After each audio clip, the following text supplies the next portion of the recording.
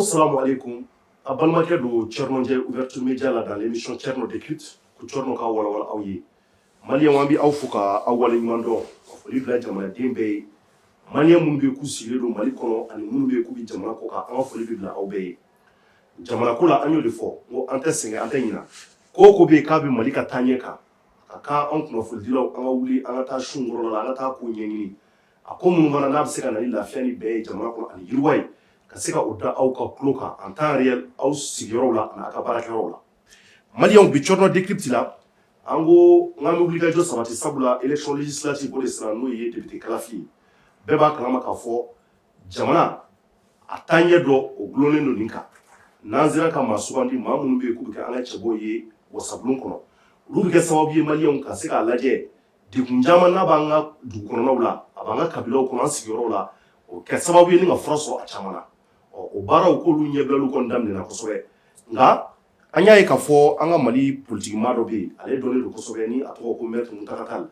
an y'a ye kɔsa in na a bɔra ka kɔrɔfɔ dɔ fɔ a yɛrɛ ka page sanfɛ an y'a ye jamananinw ka télésow la radio a ye fɛn caman fɔ a ye kuma minnu fɔ caman y'a yira an na k'a fɔ k'a nafa ka bon kosɛbɛ ko munna an tɛ s'a ma ni ka se k'a ɲininka ka fɛn ninnu walawala kosɛbɛ sabula anw da ye jamana ko de ye an mago bɛ tiɲɛw de ka bange ko kɔnɔ kosɛbɛ o de ka d'an ye o hukumu kɔnɔ an kɔni an sera Maître Muntaka Tall a yɛrɛ ka so maliyɛnw ka se ka na baro k'a fɛ an ye kuma minnu mɛn an ka se ka dɔ faamuya a ka kɔrɔfɔw la an sekun de y'o ye yan bi mun b'a to kuma caman bɛ yen olu ka se ka bange kosɛbɛ donc Maître Muntaka Tall salamu alaikum. Wa alaikum salam wa rahmatullahi somɔgɔw bɛ di baasi t'i la nba député kalafili ko an b'o hukumu kɔnɔ a ko sera donc an ko k'an bɛ s'i ma sabula an y'i ka kɔrɔfɔ caman mɛn dɔgɔkun tɛmɛnen fo kana bila nin waati ninnu na nka an y'a ye k'a fɔ député kalafili la hakilina mun ni a bɛ e la ani tɔw an y'a ye dafara caman bi mɔgɔ tɔw ni e ta cɛ kosɛbɛ nka yan'an ka don o ɲininkaliw yɛrɛ bakuruba kɔnɔ an bɛ fɛ k'a dɔn député kalafili mun ni a kun prolongera an ka gouvernement fɛ gouvernement kun y'a lajɛ ka dɔ fara députéw ka mandat kan komi e bɛ sariya ko kɔnɔna na i yɛrɛ de la ka kɛ député ka tɛmɛ assemblée kɔnɔ tari e bolo an ka Mali sariya bi o yamaruya wa. Auzu billahi minash shaitani rajim bismillahir rahmanir rahim ka aw fo ka lajɛbaa ni lamɛnbaaw bɛɛ lajɛlen fo ka Ala fo k'a barikada k'a waleɲuman dɔn i ko ne dala ka kɛ député Thierno tiɲɛ don nka ma kɛ député ye ten Mali kɔnɔ bi députéya la maa min ye assemblée député bulon a seleke n'a dogodogo bɛɛ kɛ a maa man ca foyi tɛ assemblée kɔnɔ jɔyɔrɔ ɲuman ni gɛlɛman la ne ma dɔ kɛ min na Ala ka masaya kɔnɔ n ye chef de l'opposition ya kɛ n ye premier vice président ya kɛ olu fila sin bɛ ɲɔgɔn ma ka jan ɲɔgɔn na n ye président de groupe parlementaire kɛ n ye commission kɛ n ye intercommission kɛ n kɛra Mali député ye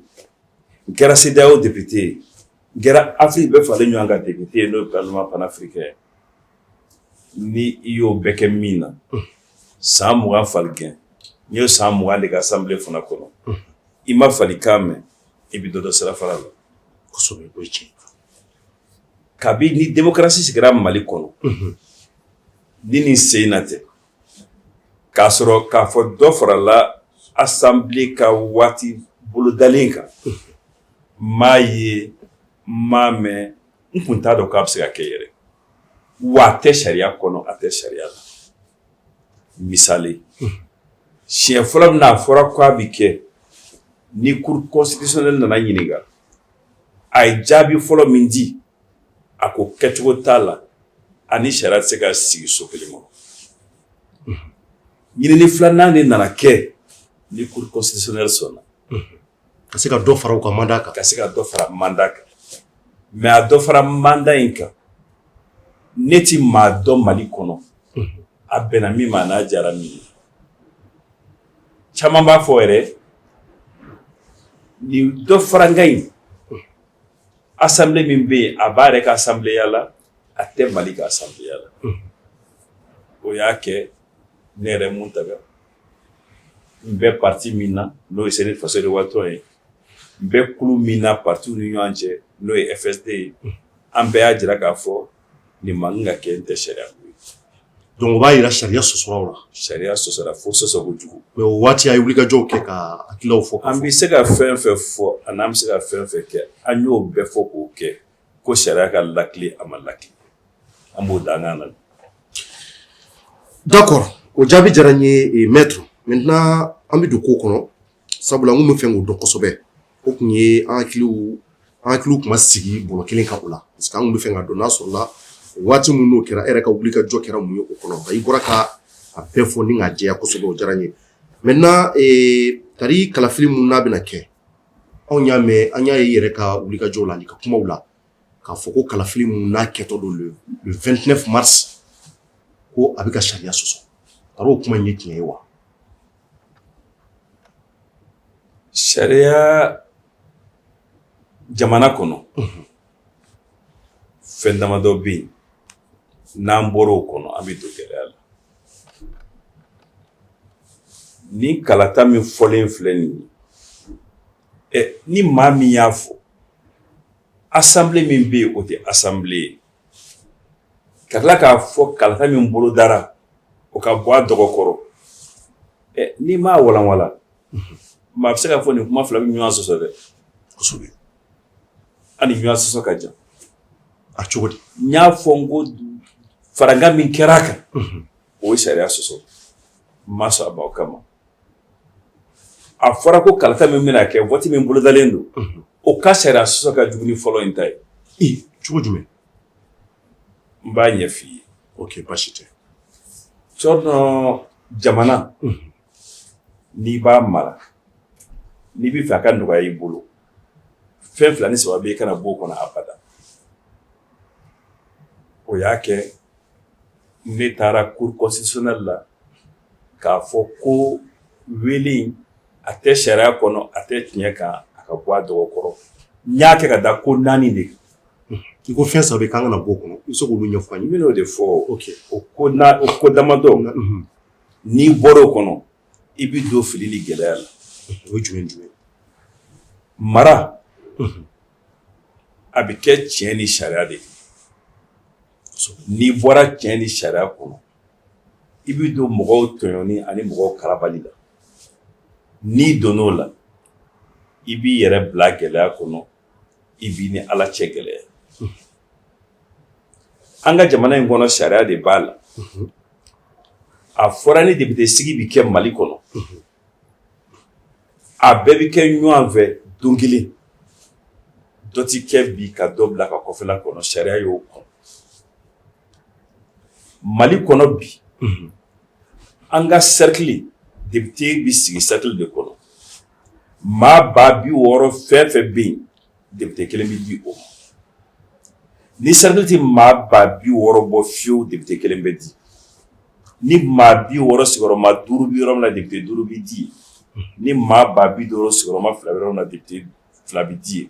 nka wajibi cercle bɛɛ la député bi dɔgɔya di hali n'a ti maa 60 bɔ Mali kɔnɔ bi cercle a bɔra 49 la ka kɛ 50 ani ka kɛ 60 ye 50 ni 49 de ko 11 farala ka kɛra 60 ye vote min bolodalen filɛ nin ye a bi kɛ cercle 49 in de la 11 kura ye olu t'a la mun na sariya dun y'a fɔ wajibi a bɛ k'a bɛɛ la don kelen nka sariya y'a fara a kan ko ni gɛlɛya nana gɛlɛya sifa o sifa ni maire sigi don i bɛ se k'o kɛ yɔrɔ dɔ la ka yɔrɔ dɔ to nka ni président sigi don wali député sigi i bɛ vote bɔ a dɔgɔ kɔrɔ de i tɛ se k'a kɛ yɔrɔ dɔ la ka yɔrɔ dɔ kuma lasurunyala wali vote bɛ kɛ yɔrɔ bɛɛ la ɲɔgɔn fɛ wala a tɛ kɛ yɔrɔ si yanni lafiya kan n'o bɛ sariya kɔnɔ munna a bɛ taa kɛ yɔrɔ dɔ la ka yɔrɔ dɔ to kun fɔlɔ kama maa min bɛ se ka an bɔ ɲɔgɔn na ni o ye kiriso ye n taara ni kuma ye yɛlɛma hakilila filanan ye mun ye jamanaden bɛɛ ka kan ka minɛ cogo kelen na jamana marabaaw fɛ sisan vote ma kɛ cercle minnu na olu mɔgɔw tɛ jamanadenw ye wa olu ni député ka mankan wa a dira minnu ma olu ye hɔrɔn ye malidenya la ka tɛmɛ ninnu kan wa olu ka maliko ka bon ni ninnu ta ye wa a taara an bɛɛ ti maliden ye bi o tuma ni maa min y'o natɔ ye i b'a dɔn minnu m'a sɔrɔ a bɛna k'u bolo tɔɔrɔ ye a bɛna k'u bolo ɲugu yɛrɛ ye u yɛrɛ la wari nin kɛbaaw la n'i bɛ se k'a bali o kana don i ka jamana kɔnɔ i bɛ o kɛ sabanan an kana gɛlɛya fara gɛlɛya kan cogo di bi in na don min na gouvernement bi a fɔ ko ka dɔ fara député ka sara waati bolodalen kan u ko ni yɛlɛma ma don vote kɛ sɛbɛnw na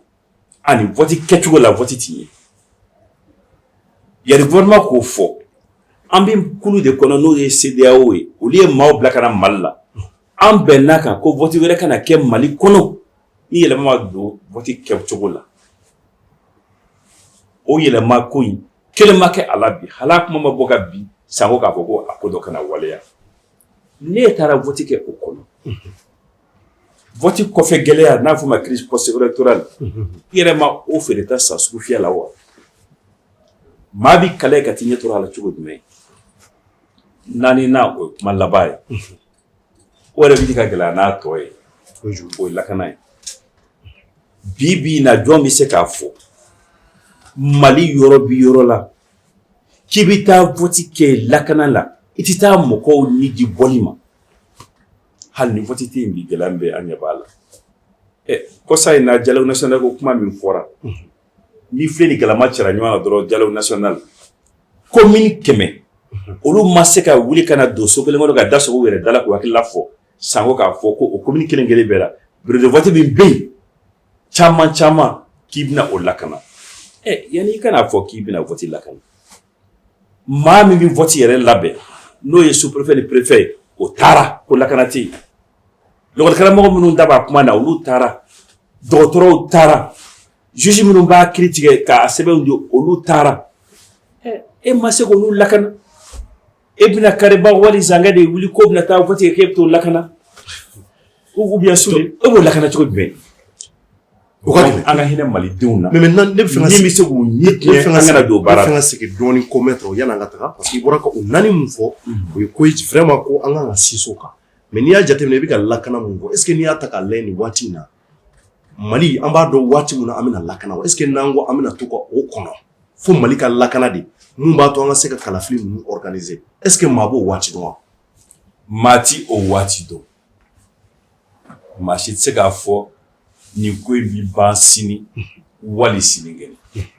nka nin waati in ka nɔgɔn ni nin waati in ye maa b'o dɔn ne hakili la nin waati in ka nɔgɔn ni kunun ne tɛ se k'o fɔ parce que k'a ta janvier la ka na bila bi la maa min n'i tora a bɛ maa 200 kalo 2 kɔnɔ maa min n'i tora a bɛ maa 200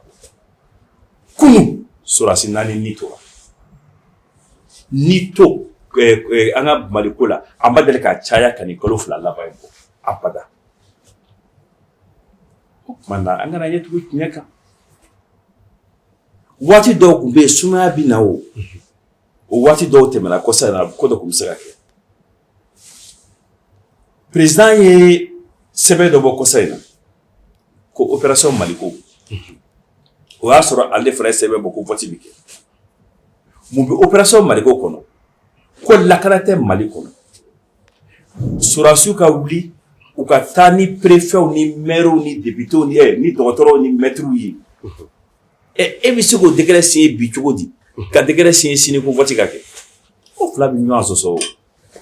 nka ne ka laɲini lakana in o bɛ naani ko naani de kɔnɔ a ko saba an ka lakana an ka paw kunna sariya lakilenni o ka gɛlɛn wa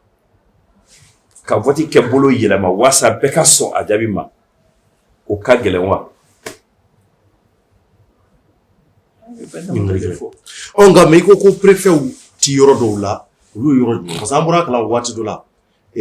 ministre de l'administration territoriale olu tun ye a lajɛ ka Mali seleke voto kan ka kɛ fan ni fan na ka bɛɛ wele caman kun bɛ a waatiw la nka e ka kɔrɔfɔ i nana fɔ sa ko yɔrɔ dɔw bɛ yen préfet tɛ yen école maître tɛ yen olu yɔrɔ jumɛn ni yɔrɔ jumɛn ka anw to kalan an b'a kalama dɛ ne m'a f'i ye ko président ye décret ta ko opération Maliko wa a sɛbɛn b'o kɔnɔ k'u ka taa ni ninnu ye représentant de l'État ka t'u sigi sigiyɔrɔ la mais o de b'o kɔnɔ mais o ko ma lawaleya fɔlɔ o ma lawaleya fɔlɔ o ko bɛ sen na o ko bɛ sen na nka vote o fana waati ma se fɔlɔ bon vote dɔw ma se ka an b'a waati kɔrɔ d'accord donc maître diyara n ye mais an ɲɛ b'a la i ko ko an y'a mɛn waati dɔ la k'i ko k'i bɛna plainte don cour suprême na n ko in kama a ko sera ka kɛ yan n y'a don i y'a don jumadon wula fɛ n ye plainte in don i kelen parti kelen sinidi n y'a don seni tɔgɔ la Mali bɛɛ sinidi kelen de y'a kɛ munna tɔw ma se ka fara e ka kana a ko lawale hakilila minnu bɛ a ko la ne ni maa ma a kuma fɔ k'a fɔ fara an ka wale kelen b'a kɛ ne ye tɔn ɲɛmaa de n'i k'i ye tɔn ɲɛmaa ye n'i bɛ tɔnko ɲɛdɔn i ye tɔn ka jɔn n'a ka ciden de tɔn farala ɲɔgɔn kan ko n ka taa nin baara in kɛ n taara kɛ n nana f'i ye ko n y'a kɛ mais i y'a kɛ kun jumɛn na sisan min f'i ye sisan c'est pour que sariya sɔsɔra lakana tɛ yen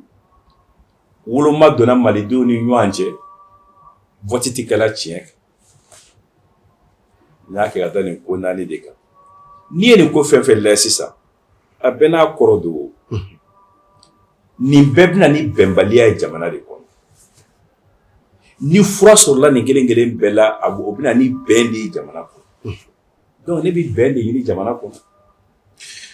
mais i da magar'o lakana ko mun na ko parce que lakana tɛ yen parce que fɛn caman bɛ olu ma sigi sen kan a ka gɛlɛn élection législative ko ka se ka bila bɔlɔ kelen kan mais an dun y'a ye k'a fɔ président sigi tɛmɛnen e tun ye cɛbɔ ye a la o waati fana dun y'a sɔrɔ lakana tun tɛ jamana kɔnɔ kosɛbɛ i bɛ se k'o ɲɛfɔ an ye cogo di ne k'i ma ne ye fɛn naani de fɔ n'i ba saba kunna k'i bɛ t'i nɔrɔ kelen na i bɛ to fili kɔnɔ i tɛ bɔ o fili kɔnɔ i tɛ bɔ o fili kɔnɔ dɛ présidence kɔfɛ mankan kɛra Mali kɔnɔ maaw bɔra fɛ ka na a ye sabali an ko ka sabali an sɔnna Mali ka bon ni vote ye an ka sabali k'a jumɛn kan u ko gouvernement jɛnna n'a ye ka layidu ta anw fana bɛ jɔ o layidu kɔrɔ ko nanbara kɛra bɛɛ bɛnna kan ko nanbara kɛra u y'a fɔ dɛ a ɲɔgɔn wɛrɛ ti kɛ vote wɛrɛ ti kɛ Mali kɔnɔ ni yɛlɛma ma don vote kɛcogo la gouvernement ko ale bɛ dɔ fara députéw ka sara kan waasa ka na ni o yɛlɛma ye o yɛlɛma ma kɛ an tɛ ɲɔgɔn ɲininka mun na an bɛna taa don o gɛlɛya ɲɔgɔn wɛrɛ la wa mun b'o bali ka kɛ an tɛ se ka waati di an yɛrɛ ma k'o kɛ wa komi layidu don bɛɛ bɛnna kan dɔ ma ɲɛ dɔ wɛrɛ ti tiɲɛ dilanli bɛ kɛ yanni a ka se i bankun k'o kɛ a dun kɛ man gɛlɛn fo an ka ɲɔgɔn ɲininka o la kɛ a tɛ baara kɛ cogo di ka malidenw woloma k'a fɔ e ye maliden ye e ni député ka kan e ye député ye e ye maliden ye n tɛ n t'a d'i ma n'i nana ni farafarali ye i bɛna ni gɛlɛya ye o fana kɔrɔ ye min ye fo k'a fɔ an ye an ka se ka o dɔn mais i bɛ ka nin mun fɔ maître c'est très important mais n'i y'a jateminɛ i b'a ye k'a fɔ dialogue national inclusive la n'i y'a ye élection législative ko in a ko sigira sen kan walasa k'a baaraw daminɛ parce que a laɲini bɔra politique maa dɔw la ani société civile maa dɔw la olu de y'a laɲini dialogue national la ko fo député sigi a ko ka kɛ e bɛ fɛ k'a fɔ olu maa minnu bɛ yen n'u ye nin hakilila sɔrɔ k'a kɛ a ma kɛ hakilila ɲɛnama ye wa n t'a fɔ a ma kɛ ɲɛnama ye n bɛ ko fila de fɔ tiɲɛ bɛɛ ma fɔ u gɛlɛya bɛɛ ma fɔ u fɛn minnu tun bɛ ko jukɔrɔ i n'a fɔ sisan n y'a fɔ ko CEDEAO wulila ka na k'a fɔ vote wɛrɛ tɛ kɛ Mali kɔnɔ n'o y'a sɔrɔ sariyaw ma falen o n'a ɲɔgɔnna caman bɛ yen o dogora u la o dogor'u la kelen jɔnni fɛ kelen fila minnu ye dialogue labɛn kɛ gouvernement gouvernement fɛ filanan ye min ye yamaruya jumɛn bɛ yen min b'a fɔ ko maa dɔw bɛ fara ɲɔgɔn kan ka Mali sariya sɔsɔ yamaruya ti maa bolo ka sariya sɔsɔ ne ye min fɔ sisan ko sariya sɔsɔ don sariya sɔsɔli don wa tari sariya sɔsɔli tɛ ni sariya sɔsɔli tɛ a bɛ se k'a fɔ ko maaw farala ɲɔgɔn kan ka sariya sɔsɔ yara a fɔr'u ye ko min fɔra ko sariya sɔsɔ don wa kuma laban yɛrɛ ye min ye dialogue national y'a fɔ ko ka vote kɛ u m'a fɔ abada ko ka vote kɛ nkalon ni suɲɛni ni namara ni sariya sɔsɔ kan o de bɛ sen na u ko ka vote kɛ u m'a fɔ a ye sariya sɔsɔ u m'a fɔ a ye namara kɛ u m'a fɔ a ye tiɲɛ sira bila ka mais maa minnu dun y'a fɔ jamanadenw don u fana bɛ jamana degun kalama fana bɛ ko caman kalama degun min jamana kɔnɔ mun b'a to vote yɛrɛ kana se ka parce que maa minnu y'a fɔ u bɛɛ bɔra seleke naaniw de la ni kana se ka proposer gouvernement ye k'a fɔ dɔ kɛra députés ka ko ninnu na assemblée kɔnɔ il est temps réellement que élection législative ko ka se ka sigi sen kan donc e bolo c'est à dire o kɛra fili u bolo wa ne tɛ dialogue national critiquebaa ye o ne ko de ko maa tɛ se ka fara ɲɔgɔn kan ko ka sariya sɔsɔ n k'u m'a fɔ gouvernement ye ko gouvernement ka sariya sɔsɔ u ko gouvernement ka vote kɛ u ma tɛmɛ o kan u m'a fɔ gouvernement ka vote kɛ abada nkalon kan u t'o fɔ fana parce que ne b'u dɔn jamanaden ɲumanw don maabaw don u bɛ jamana dɔn n'u ko gouvernement ma nin kɛ u b'a fɔ de u b'a miiri u tɛ se k'u miiri abada ko gouvernement bɛna kɛ nkalon ni sariya sɔsɔ kan mais a bɛ se ka kɛ ne tun yera dialogue la e tun b'o hakilila ɲɛfɔ ne yɛrɛ dialogue la n kan kun bɛ thème de référence kɛyɔrɔ la an ye kuma jumɛn fɔ u sɔnna min ma donc u ma sɔn o de y'a to aw seginna o kɔ a ma k'i n'a fɔ ne a kɛra k'a ban ma ye o an taara min na u taara maaw cɛ ka na kɛ ka so fa nakun t'u la wele kun t'u la o sen t'a la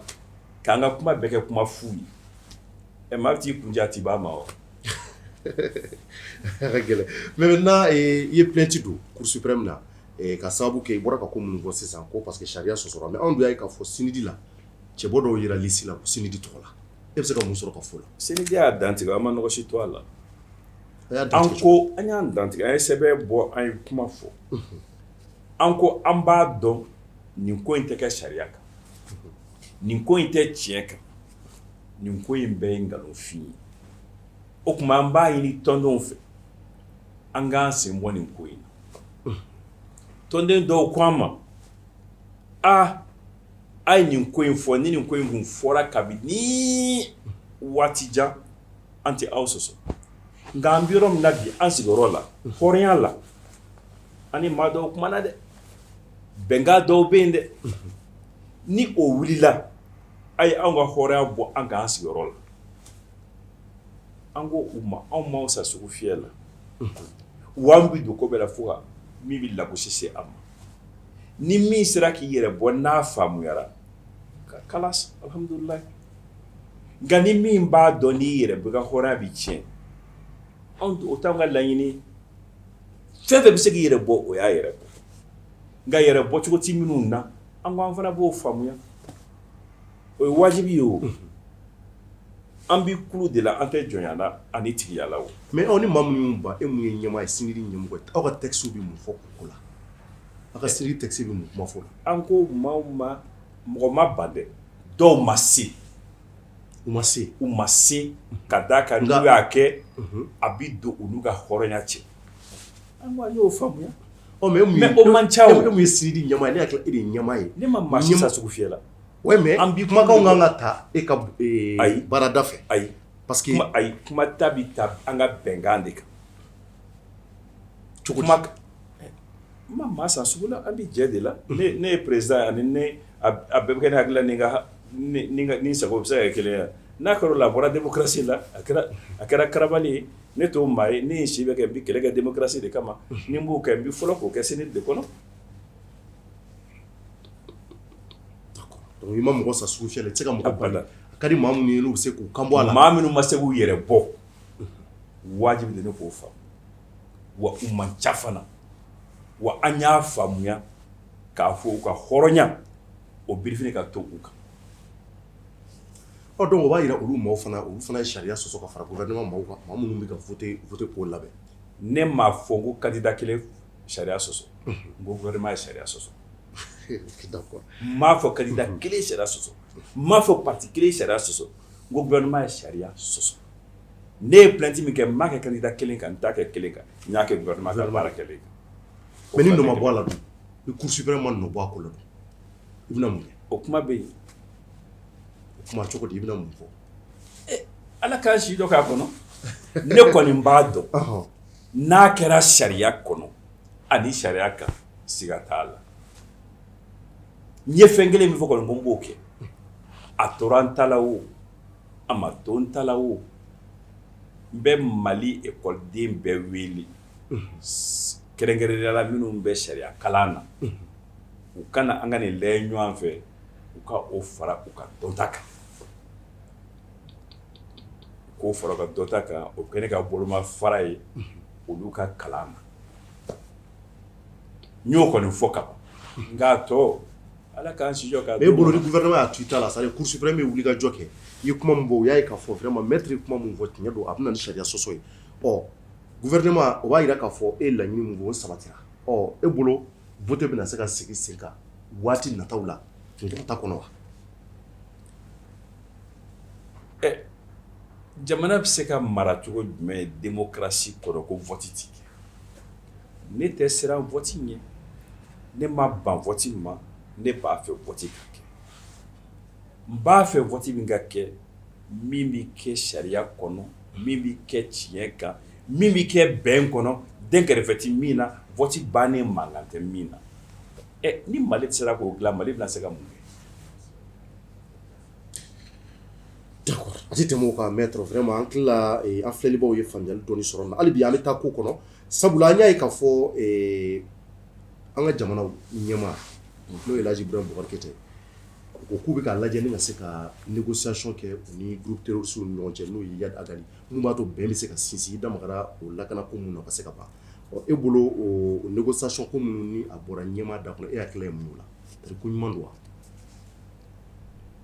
n'i bɛ Mali dɔn ni i ye maliden yɛrɛ ye min wolola ka bɔ Mali kɔnɔ a tɛ f'u ye abada sigi ka kuma bɛnkan ɲini n'i b'a fɔ ko ayi sanko mɔgɔw b'a dɔn k'a fɔ tiɲɛ yɛrɛ la a ka di maliyɛnw ye nin kuma in a ka kɛ nka o b'i n'a fɔ vote ko ni dialogue y'a fɔ a ka kɛ a ka kɛ cogo di n y'o de fɔ a kɛra vote ko ye a kɛra nin ye o ɲɔ bɛ ɲɔbugu ta kan b'a la o i tɛ se ka t'i fara kɔrɔ tigɛ i kɔ don o kɔrɔ ko di ni nani k'i bɛ taa kuma i t'a kɛ kunfɛ ko ye o an ye mun ye nin ko in na a ma mɛn Jeune Afrique kɔrɔ président ko ale ni ninnu tɛ sigi ka kuma abada a y'o fɔ ko joli baji de b'ale ni ninnu cɛ e bolo o kɛra fili kuma y'a bolo ayi n bɛna ni kuma ye o ne y'a f'i ye ne tɛ kiiritigɛla ye o ne tɛ juge ye d'accord donc o y'a sɔrɔ gouvernement falenna dɔrɔn Mamudu Diko ko to au conseil président la o bila n bɛ baaraw na ko ka kuma yɔrɔ ɲini mɔgɔw ni ɲɔgɔn cɛ o bɔr'o la ko k'o kuma jɔ a y'a fɔ k'ale tun tɛ o ko bɛɛ kalama donc halisa kuma ko in t'ale fɛ an bɔr'o la a ka haut représentant nana k'ale ye mɔgɔw bila ka kuma kama o y'a sɔrɔ an y'a ye fana u taara maître Bari minɛ nin ko ninnu dɔ la u ko a ye ne bila ci la ne ni mɔgɔ ka kuma o gouvernement ye papier bɔ k'olu m'a bila ci la a gouvernement de tun y'a bila o ci la gouvernement de y'a bila o ci la maître nana sɛbɛn bɔ a ko dalen kɛnɛ kan k'olu m'a bila nin ci ye haut représentant nana k'ale ye mɔgɔw bila ka taa jɛmukan ɲini na ka ban ministre des affaires étrangères bɔra k'o y'o ka ko ye o tɛ gouvernement ka ko ye o m'ale yɛrɛ ɲininka yan'a ka nin kɛ président nana bɔ o de kɔfɛ ko haut représentant ye min kɛ o y'ale ka cikan ye bon ni k'i ni mɔgɔ bɛ taa kuma min yɛrɛ ka kan ka taa kuma fɔ n'olu ka kuma bɛ ɲɔgɔn sɔsɔ i y'a dɔn n'a taara o kɛnɛ kan kuma da bɛ sɔn ka to e la o e ni maa bɛ taa kumayɔrɔ la aw yɛrɛ dama ni ɲɔgɔn cɛ hakilila tɛ kelen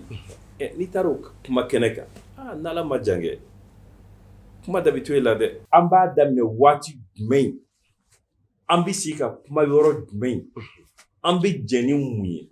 an tɛ jɛ ni mun ye nin bɛɛ de bɛ labɛn n'i y'a kɛ kunbɛ ko ye dɔrɔn a bɛ tiɲɛ i bolo tuma n'a kɛra de ko nin ko in bɛna kɛ ne ye nin fɛn damadɔ fɔ sisan o bɛɛ ka jɛya kumabaw ni ɲɔgɔn cɛ jamana marabaw ni ɲɔgɔn cɛ baara ka sɔrɔ ka daminɛ nka n'a kɛra popapo ye fiɲɛ de bɛ popapo kɔfɛ o nafa ti k'a la nafa foyi t'a la tiɲɛni de b'a la yɛrɛ o ti tɛmɛ o kan d'accord armée donna Kidal an ka sɔrɔdasiw cɛdenw donna Kidal o b'a yira k'a fɔ Kalafili a bɛ se ka sabati kosɛbɛ Kidal n'a mara dugu ni ɲɔgɔn cɛ mais i da sera dugu 11 ma n y'a ye k'a fɔ dugu dɔw b'a a la olu caman sigilen don Kidal kɔnɔna na bon armée ye donni min kɛ Kidal donc o b'a yira k'a fɔ olu tɛna se ka a dugu bɛɛ sécuriser wa ou bien armée ye donni min kɛ Kidal nafa ma y'a la wa i ka kuma ye fila ye n ye commune n ye cercle 11 min fɔ Kidal b'a la Gao b'a la Tombouctou b'a la région kuraw la Menaka b'a la donc Kidal côté Kidal commune kelen dɔrɔn de b'a la ne ma fɔ kelen o ye o jaabi ye i ko Mali armée donna Kidal ne bɛ tɔgɔ min dɔn Mali armée la o ye les forces armées maliennes faama kabi Kidal ko in daminɛna n tulo bɛ ko wɛrɛ de la ko armée malienne est reconstituée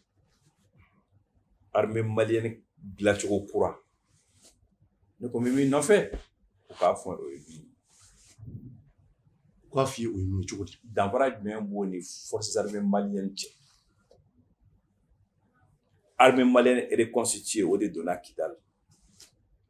ou bien o de sɛnsɛnna fo ka se Kidal forces armées maliennes bɛ faama maa si m'a fɔ ko faamaw taara Kidal ko armée malienne reconstituée de taara Kidal a danfara ye mun bari ne bɛ min dɔn sɔrɔdasiya la e ka siya ye mun ye e ka dugu ye mun ye o t'a la i bɛ ɲininka ko saba de la e ye maliden ye wa kelen sɔrɔdasiya a fanga b'i la fila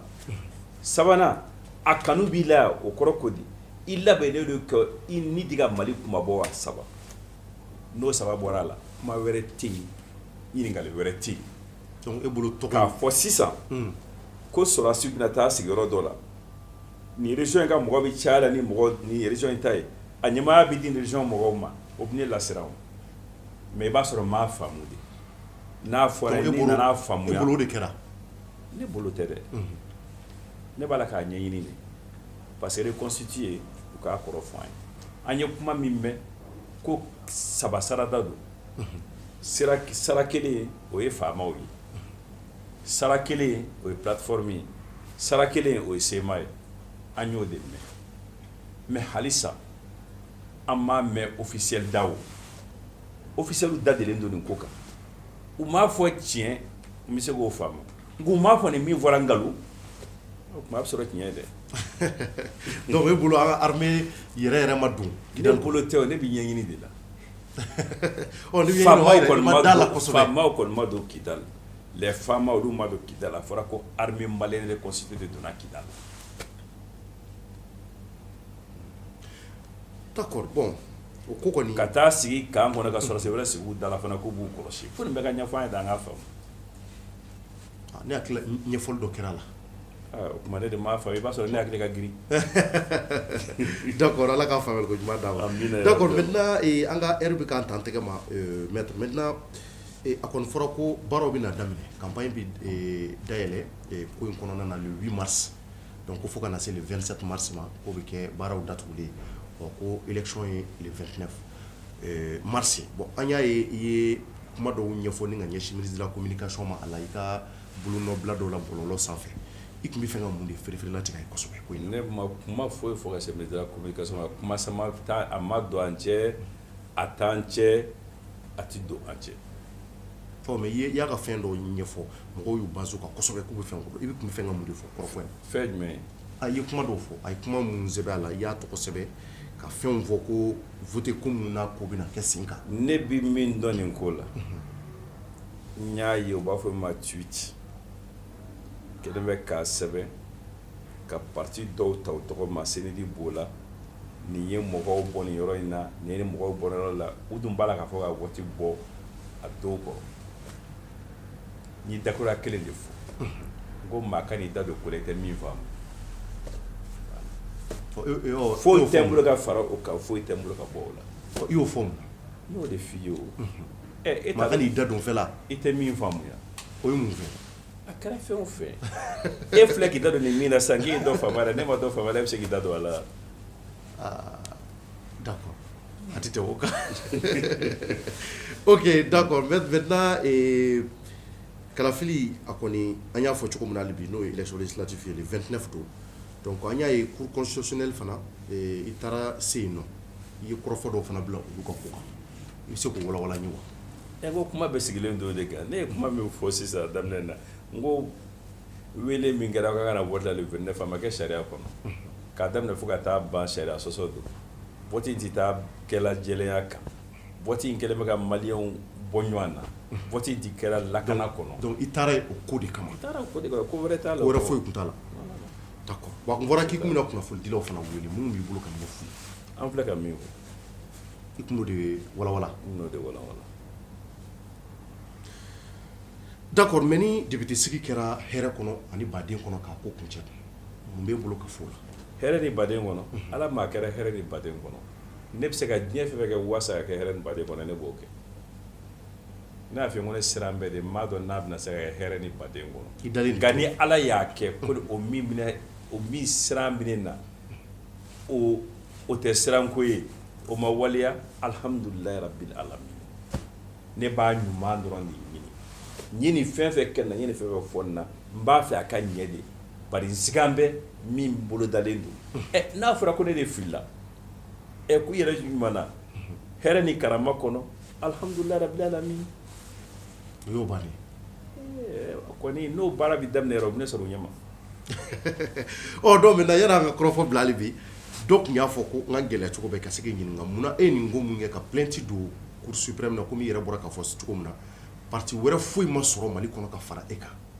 e bɛ mun sɔrɔ ka fɔ o la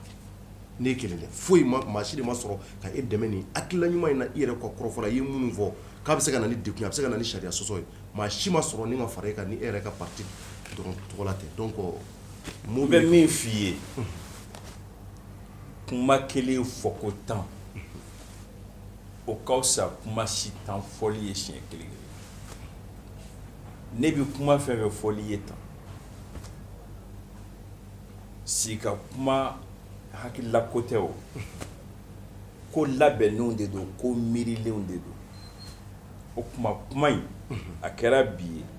a kɛra don wɛrɛ ye n'ala y'an sijɔ k'a kɔnɔ a kɛra san 10 a kɛra san 20 a kɛra san 100 ni nana n'a kuma kelen ye jaabi kelen don ne ni maa ma fara ɲɔgɔn kan parce que seni de ye ne ci ko n ka taa baara kɛ a tɔgɔ la n taara baara kɛ a tɔgɔ la n nana fɔ a ye n ye baara kɛ a banna n ma maa ɲininka maa ma ɲininka o bɛ se ka kɛ o seni de kɔni ka kɛ Muntaga e y'anw ka ɲɛmaa ye o tuma e de y'anw ka baarakɛ bolo fɔlɔ ye e de y'anw ka jɔn fɔlɔ ye an bɛ se k'an sen tereke e de kan e de y'anw ka sununkun ye taa nin baara in kɛ n taara kɛ nana f'u ye n ko n y'a kɛ ne tɛ kɔrɔ dɔn ɲɛmaaya la o ko ale tɛ n ko kan kɔrɔfɔ laban jumɛn b'i bolo ka ɲɛsin jamanadenw ma nin ko in na ne ka kɔrɔfɔ man ca nin na i ye ko dɔ fɔ sisan ni ala sera k'a kɛ hɛrɛ ni baden kɔnɔ ala k'o kɛ o ye n ka laɲini n b'o dugawu kɛ nka n bɛ siran min kɔnɔ fo n ka o fɔ Mali bi yɔrɔ min na bi fɛn fɛn bɛ se ka gɛlɛya fara gɛlɛya kan an k'an pan o kan fɛn fɛn bɛ se ka na ni furufuru ni bɛnbaliya an k'an pan o kan bi bi in na k'a fɔ i bɛ malidenw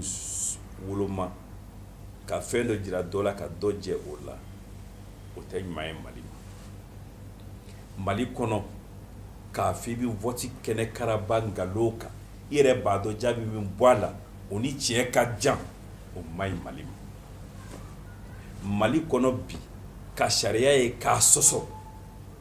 o man ɲi Mali ma an bɛ lakana ko minnu na bi ka ko ye min bɛ se ka maliden ni bɔnɛ